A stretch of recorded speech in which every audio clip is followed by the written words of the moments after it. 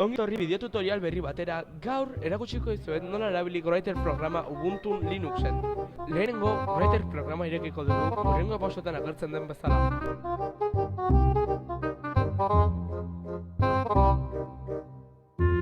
Writer dugula, edozein testua jarriko dugu adibideak egiteko. Behin testua jarri dugula, editatzen hasiko da lehen programekin koloreak, letra tamaina, letra mota eta abar.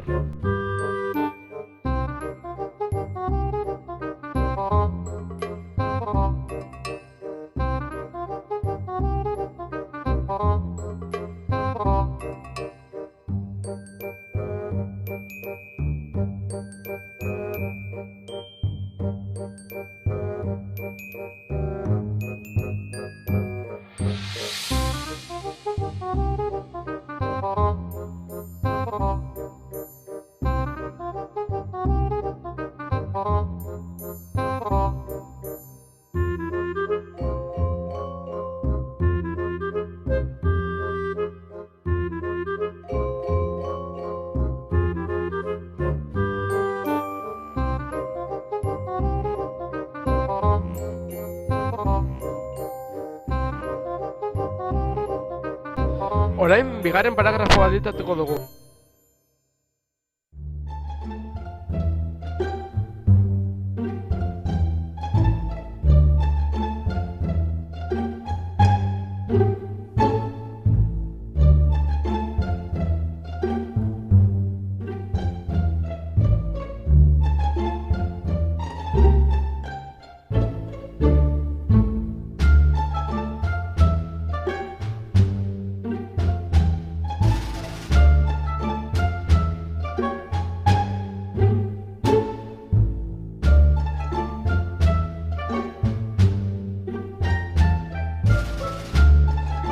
Eta azkenik dena kombinatuko dugu azken paragrafoarekin.